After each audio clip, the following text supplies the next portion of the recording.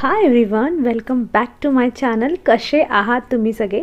तर आज मी मनावर घेतलेलं आहे फायनली की ह्या बेडरूमची खिडकी जी आहे ती मला क्लीन करून टाकायची आहे. आणि काही दिवसापूर्वीच मी हे कर्टन वॉश केलेले होते आणि जसं जसं तुम्ही व्हिडिओ पुढे जाणार तेव्हा तुम्हाला कळेल की मी हे सगळं सामान काय इथून उचलून घेत आहे. कारण खिडकी एवढी भयंकर खराब झालेली आहे. मागच्या 1.5 वर्षापासून हिला जी आहे अशीच होती, खूप धूळ जमा झालेली आहे. त्याआधी मी इथे प्लांट्स लावायची, त्यामुळे म्हणजे खिडकीच्या बाहेर प्लांट्स ठेवायची आणि ते प्लांट्स असल्यामुळे काय व्हायचं ना, पाणी टाकताना किंवा जेव्हा पाऊस यायचा तेव्हा ती माती त्या खिडकीची खाली जी रेलिंग असते तर त्यामध्ये खूप साचलेली आहे आणि खिडकी देखील खूप जास्त खराब झालेली आहे. याआधी मी तुमच्यासोबत काही ट्रिक्स होत्या त्या शेअर केलेल्या आहे की कशा पद्धतीने तुम्ही स्लायडिंग जे खिडक्या असतात किंवा डोअर असतात त्या तुम्ही क्लीन करू शकतात. आणि जे कोपऱ्यातली अशी घाण असते ही जी तुम्ही बघता इथे, ही कशा पद्धतीने काढू शकतो. कारण की इथे हातही जात नाही, फिंगरही जात नाही आणि काही असं नसतं घरात की जेणेकरून हे निघेल. तर ते तुम्ही व्हिडिओ बघितला नसेल तर आजचा व्हिडिओ जर तुम्ही बघितला तर तुम्हाला सगळं काही समजून जाणार आहे. तर मी इथे यूज करणार आहे हेअर ड्रायरचा, कारण जसं तुमच्याकडे व्हॅक्यूम क्लीनर नाही आहे तसं माझ्याकडे देखील नाही आहे. आणि हे जे हेअर ड्रायर आहे ते व्हॅक्यूम क्लीनरचं इथे काम करणार आहे बऱ्यापैकी. जी काही धूळ आहे ती मी अशा पद्धतीने, जे आपलं हेअर ड्रायर असतं ते फुल मोडवर ऑन करून जी धूळ आहे ना ती अशा पद्धतीने उडवून घेत आहे. कारण की इथे पाणी टाकून किंवा ओल्या कपड्याने पुसणं म्हणजे खूप लाँग प्रोसेस असते. आणि ही ट्रिक जर तुम्हाला आधी माहीत नसेल तर प्लीज मला कमेंटमधून सांगा की तुम्ही ही पहिल्यांदा बघताय आणि क्लीन केल्यावर तुमचं काम किती सोपं झालं हे देखील माझ्यासोबत शेअर करा. तर असो, आणि जे काही थोडे जे म्हणजे चिकटून राहिलेलं होतं कोपऱ्यातलं तर ते मी अशा ब्रशने त्याला काढून घेते आणि परत हेअर ड्रायरने त्याला उडवून घेत आहे. आणि आता जे म्हणजे खिडकी खूप जास्त खराब असल्यामुळे मी काय करते, इथे आधी ओल्या कपड्याने पुसून घेते जेणेकरून धूळ कमीत कमी होऊन जाईल. आणि मग मी नंतर त्याला जे कोलिन असतं कोलिनने क्लीन करून घेईल. पण ट्रस्ट मी, एवढी जास्त खिडकी खराब होती की मला 2 टाइम्स ओल्या कपड्याने वॉश करून करून तिला पुसावं लागलं. आणि हे जे कोपरे असतात तिथे तुम्ही बघू शकतात एवढी जास्त धूळ असते. आणि जेव्हा अचानक म्हणजे बेडरूममध्ये आपण बघत असतो की हळूहळू धूळ साचत असते, तर हीच धूळ उडून आपल्या घरात येत असते. त्यामुळे खिडकी नियमित क्लीन करणं खूप जास्त गरजेचं असतं. आणि त्याने एक छान प्रकाश पण येतो, कारण अशी धूळची लेअर जर बसून गेली खिडकीवर तर प्रकाश पण थोडा जो असतो तो ट्रान्सपरंट होऊन येत असतो. त्यामुळे आणि इथे कोलिन जे आहे ना तर ते खूप चांगलं काम करतं. मी इथे जे न्यूजपेपर वगैरे यांचा यूज करत नाही आहे, कारण माझ्यासाठी खूप लाँग प्रोसेस होणार आहे. नेक्स्ट टाईम काय होईल ना, माझी ही खिडकी क्लीन असणार आहे, मला हिला डीप क्लीन करायची गरज राहणार नाही. त्यावेळेस मी कोलिन नाही यूज करता, तेव्हा डायरेक्ट मी न्यूजपेपर यूज करू शकते, कारण माझी प्रोसेस तेव्हा शॉर्ट असणार आहे. पण आता लाँग असल्यामुळे मी खूप जास्त दमून जाईल जर मी न्यूजपेपरचा यूज केला तर. त्यामुळे मी इथे कोलिनने सरळ सगळं क्लीन करून घेत आहे. आणि आता तुम्ही बघू शकतात की बिफोर आणि आफ्टर खिडकी किती क्लीन झालेली आहे ते.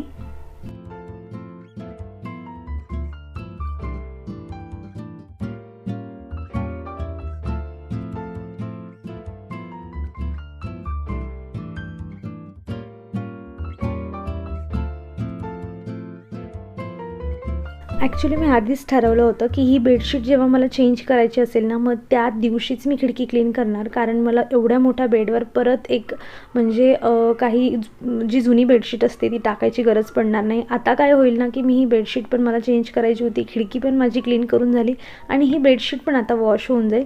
तर ते एक काम मी माझं शॉर्ट जे आहे ते माझं झालेलं आहे इथे. तर म्हणजे काय होतं ना की आपण जर कामांचं मॅनेजमेंट करून घेतलं कुठल्याही गोष्टीचं तर आपलेच एफर्ट्स वाचतात. आणि तुम्ही कितीही काम करा, घरच्यांसमोर फक्त एकच गोष्ट विजिबल असते की हां, एक गोष्ट तुझी क्लीन करून झालेली आहे, पण त्या गोष्टीचा मागचा एफर्ट्स कोणालाही दिसत नाही. आणि तो एफर्ट जर आपल्याला कोणाला दाखवायचा नाही आहे, पण आपल्याला तो जो आहे तो आपल्याला म्हणजे आपल्यासाठी इझी करून घ्यायचा आहे, तर अशा काही गोष्टी आहेत त्यांचं मॅनेजमेंट तुम्ही करणं खूप जास्त गरजेचं आहे. आणि आता इथे माझं एक काम कमी झालेलं आहे. सो मी इथे नवीन बेडशीट आता अथरत आहे. आणि मी अंथरूण झाल्यावर हिला म्हणजे पूर्ण चारी कोपऱ्याने टकिन करणं खूप मोठा टास्क असतो. एवढा मोठा बेड असल्यावर एकट्याने करणं, ट्रस्ट मी एवढी जास्त दमली होती, मी खाली चर वर उतर. आणि यामध्ये पण फायनली जी बेडशीट आहे ती माझी लावून झालेली आहे इथे. आणि जो लास्ट पार्ट आहे तो इथे मला फक्त मध्ये टक करायचा आहे. पण मला असं वाटतं की मी फ्युचरमध्ये जर बेडशीट घेईल ना तर मी जी इलास्टिकवाली असते ना तर मी ती घेईल, जेणेकरून हे जे लावण्याचं काम असतं ना ते माझं वाचेल तिथे. आणि हे जे फायनल आता काम उरलं आहे की जो बेडसाईड टेबल आहे तर तो जरा व्यवस्थित ऑर्गनाईज करून घ्यायचा आहे. कारण काय होतं ना, 1-2 दिवस जर आपण लक्ष नाही दिलं तर तिथे गोष्टी ज्या असतात ना त्या जमा व्हायला सुरुवात होत असतात. आणि या घरात, आमच्या घरात तरी आता पिया आहे, तिला ह्या गोष्टी कळत नाही आवरायचं आहे म्हणून, आणि पियाचे पप्पा आहे त्यांच्याकडे वेळ नाही आहे, तर ह्या गोष्टी मलाच करायच्या आहे. आणि त्या माझं काम आहे त्यामुळे ते मलाच करायचं आहे असं समजून मी नेहमी करत असते. बर्डन मी कधीही घेत नाही. मी म्हणजे निवांत असं एक पर्सन आहे की ठीक आहे, आज नाही तर मी उद्या करेल. पण याआधी ना मी खूप जास्त आळशी होती, पण मला असं वाटतं की मी हळूहळू आता असं प्रोडक्टिव्ह असं राहायला सुरुवात केलेली आहे. म्हणजे मी माझं दिवसाचं जेव्हापासून मॅनेजमेंट करून घ्यायला शिकलेली आहे की मला आज एवढं काम करायचं आहे, तेव्हापासून मला असं वाटतं की माझं घर जास्त ऑर्गनाईज राहायला लागलेलं आहे. त्यामुळेच जर आपण आधीच जर दिवस सुरू होण्याआधीच जर आपल्या डोक्यात एक विचार करून ठेवलेला असेल की मला उद्याच्या दिवशी ह्या गोष्टी कंप्लीट करून ठेवायच्या आहेत, तर ते आपल्या डोक्यात एक फिक्स झालेलं असते की नाही, मला एवढं तरी कंप्लीट करायचंच आहे आज, बिकॉज मी फिक्स केलेलं आहे. सो याने काय होतं की तुमचं काम पटापट होऊन जातं आणि त्याचा रिझल्ट पण तुम्हाला दिवस संपण्याच्या वेळेला मिळून जातो. आणि इथे आहे बेडरूमचा फायनल लुक.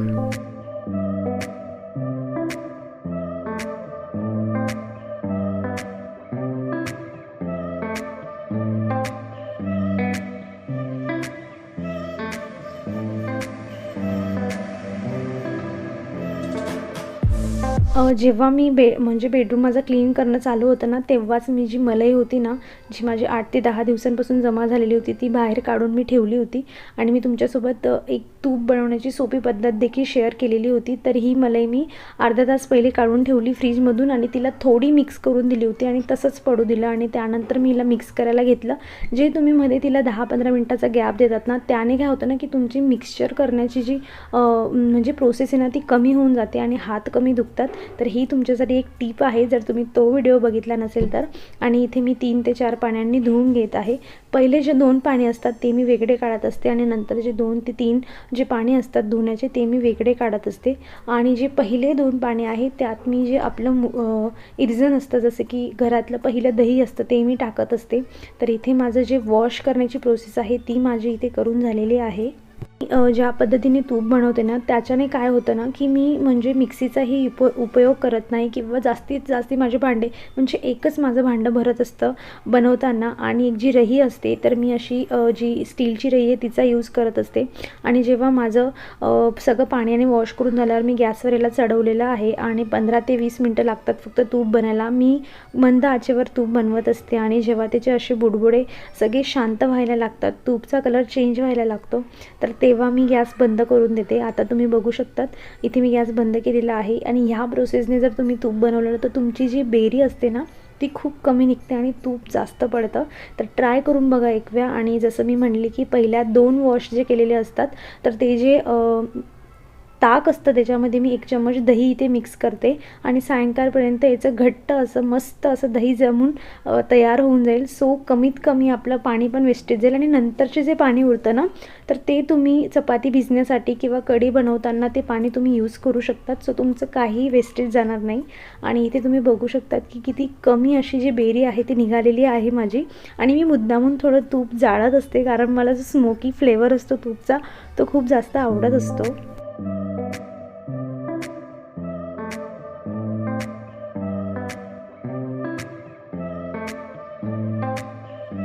दिवाळी तर संपली आहे, पण दिवाळीची जी छोटी छोटी कामं आहेत ना तर ती माझी बाकी आहेत. आणि त्यातलं सगळ्यात महत्त्वाचं म्हणजे दिवे मला क्लीन करून ठेवायचे आहे आणि ते मी आज फायनली मनावर घेतलेलं आहे. तसं अजून तुळशी विवाह जे आपलं कार्तिकी एकादशी असते ती यायची बाकी आहे. मी त्यासाठी फक्त 2-3 दिवे बाहेर ठेवणार आहे. आणि बाकी सगळे जे दिवे आहेत माझे त्यांची वात काढून त्यांच्यातलं जे पण थोडंफार तेल असेल ते सगळं मी व्यवस्थित क्लीन करून ठेवणार आहे. म्हणजे पुढच्या वर्षी जेव्हा दिवे लागतील तेव्हा माझ्याकडे यांना पुसण्याची किंवा वॉश करण्याची गरज पडणार नाही, कारण मी ते काम पुढच्या वर्षाचं आत्ताच करून ठेवते. सो हे पुढच्या वर्षाचं काम आत्ता केलं ना याने पुढच्या वर्षीची जी गडबड आहे ना ती तुमची होणार नाही. आणि म्हणून मी म्हणते की एक प्लॅनिंग करून जर आपण कुठलंही काम चाललो ना तर त्याचा फायदा आपल्यालाच होत असतो. सो माझं इथे व्यवस्थित त्यांच्या वाता काढून क्लीन करून मी ठेवत आहे. आणि एक इथे माझ्याकडे मी पिशवी घेतली त्यामध्ये ठेवते आणि नंतर जमलं तर मग मी एखाद्या बॉक्समध्ये ठेवेल, जेणेकरून दिवाळीचं सामान जो एक एक डेझिग्नेटेड असा बॉक्स असेल त्यातून मला लगेच मिळून जाईल. माझे अजून जे मेन डोअर बाहेरचे जे माळा असतात ना त्या पण काढायच्या बाकी आहेत आणि ते आणि हे दिवे मी एकसाथ एकाच बॉक्समध्ये ठेवेल. आणि हे जे होतं ना हे मी दिवाळीच्या आधीच घेऊन आलेली होती की तुळशीच्या मस्त तुळशीच्या कुंडीसमोर हे दिवा लावून ठेवायचा म्हणून. आणि मला हे अगदी 20 रुपयात मिळालं. तरीही मी त्याच्याकडून बार्गेनिंग करून 2-3 दिवे त्याच्याकडून घेऊन आलेली की मला छोटे दिवे दे म्हणून, कारण याच्यामध्ये मोठे दिवे बसणार नाही. सो असे 1-2 रुपये वाचले की खूप जास्त आनंद होत असतो. असो इथे खूप क्यूट आहे. मी याला पेंट करेल आणि मग याचा यूज करेल. ऑफकोर्स मी तुमच्यासोबत हे सगळं व्हिडिओमध्ये शेअर करेलच की मी याला कसा पेंट करणार आहे, कुठला पेंट यूज करायचा वगैरे वगैरे.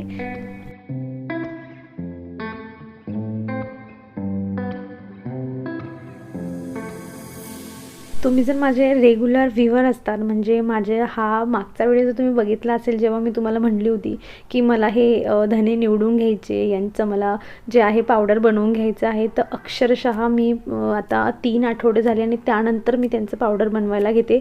मध्ये मला गरज पण पडली होती पण मी एक मिक्सीच्या भांड्यामध्ये तात्पुरतं बनवून घेतलं आणि ठेवून दिलं. पण फायनली आज मी डिसाईड केलं होतं की मला दिवसभरात हे काम करायचं आहे. तर मी काय केलं, थोडे धने काढून ठेवलेले आहेत की गरजेला जर आपल्याला पूर्ण अख्खा धना पाहिजे असला तर असला पाहिजे म्हणून मी डब्यात काढून ठेवलेला आहे. त्यातला जुना जो होता तो मी आता यूज करून घेते. आणि मी काय करते ना, फक्त या धन्यांना मी जे आहे फक्त गरम करून घेते, म्हणजे पूर्ण भाजत नाही, असं जस्ट भाजण्याच्या आपण अलीकडे असलो की गॅस मी त्यातून ते धने काढून घेते. तर असे माझे धने भाजून झालेले आहेत आणि गार देखील झालेले आहेत. आणि आता मी यांना मिक्सीमध्ये बारीक करून घेणार आहे. ही प्रोसेस लॉंग असते, टाईम टेकिंग असते, पण यातून आपले पैसे खूप जास्त वाचत असतात. त्यामुळे धन्याचं पावडर, जिऱ्याचं पावडर हे कधीही तुम्ही मार्केटमधून घेऊ नका. असं एकदा तुम्ही अर्धा किलो 1 किलो धन्याचं पावडर बनवून ठेवलं ना ते तुम्ही मला 3 महिने 6 महिने तुमच्या यूजवर तुम्हाला टिकेल. आणि महत्त्वाचं म्हणजे तुम्हाला प्युअर असं जे धन्याचं पावडर असो किंवा जिऱ्याचं पावडर असं हे मिळतं. तर मी इथे काय केलं ना, आधी मी थोडी जाड गाळणी घेतली आणि मला व्यवस्थित वाटलं नाही की हे जास्त जाड होतं आहे.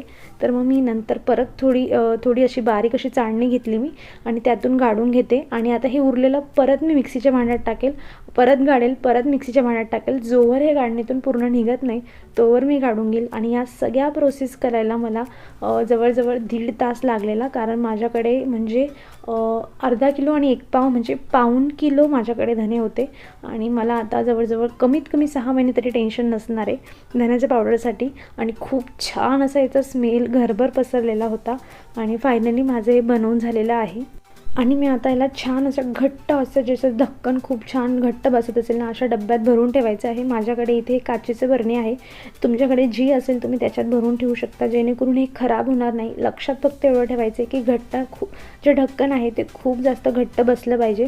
हे IKEAचं जार आहे, हे खूप एअरटाईट असतं म्हणून मी याच्यात भरलेलं आहे. आणि हे देखील काम माझं झालेलं आहे. आणि हे सगळं काम करता करता मला चक्क सायंकाळ झालेली आहे आणि पियाकडे दुर्लक्ष झालेलं होतं, म्हणून मी तिच्यासाठी हा आमच्या दोघांचा मी टाईम काढलेला होता. आणि तिच्यासाठी एक नवीन गोष्ट मी तिला इंट्रोड्यूस केली की कापूस कसा निवडायचा, बिकॉज रोज सायंकाळी दिव्यासाठी लागत असतो. सो मी तिला घेऊन इथे बसलेली, आम्ही खूप गप्पा मारलेल्या आणि तिला जमत नव्हतं, ती कैचीने मला कापून देत होती. आणि या सगळ्या गोष्टींमध्ये आम्ही दिवसभराचं तिने काय केलं, मी काय केलं, आम्ही दोघांनी एकमेकांसोबत हे सगळं शेअर केलेलं. आणि आमचा दिवस जो होता असा पूर्ण माझा दिवस हा प्रोडक्टिव्ह गेलेला. कामांमध्ये जेव्हाही माझं पियाकडे दुर्लक्ष होत असतं त्यावेळेला मला खूप वाईट वाटतं, पण मला माहिती आहे ॲट दी एंड दिवस संपायच्या आधी तरी मी तिला असं तरी 10-15 मिनटं देते ज्याने ती पूर्ण सॅटिस्फाय होऊन जाते. तिला जी दिवसभराची कमी आहे तिच्या मम्मीची ती कधीही मी तिला जाणवू देत नाही. आणि आम्ही खूप छान जो आहे मस्त गप्पा मारत मारत हे काम केलेलं आहे. तर मी अपेक्षा करते की तुम्हाला माझा हा व्हिडिओ, माझ्या ज्या काही टिप्स मी तुमच्यासोबत शेअर केल्या त्यातलं काही ना काही आवडलं असेल. आणि जर आवडलं असेल तर लाईक करा आणि कमेंट करा तुम्हाला जे काही वाटत असेल ते. आणि हा व्हिडिओ तुमच्या मित्रमैत्रिणींसोबत शेअर करा. आणि तुम्ही चॅनलला जर अजूनही सबस्क्राईब केलं नसेल तर मेक शुअर करून तुम्ही चॅनलला सबस्क्राईब करा, बेल आयकॉनला क्लिक करा, म्हणजे माझ्या नवीन व्हिडिओचं नोटिफिकेशन तुम्हाला येईल आणि एकही व्हिडिओ तुम्ही मिस करणार नाही. तर चला आपण भेटूया पुढच्या इंटरेस्टिंग व्हिडिओमध्ये. तोवर तुम्ही स्वतःची काळजी घ्या. Take care and bye.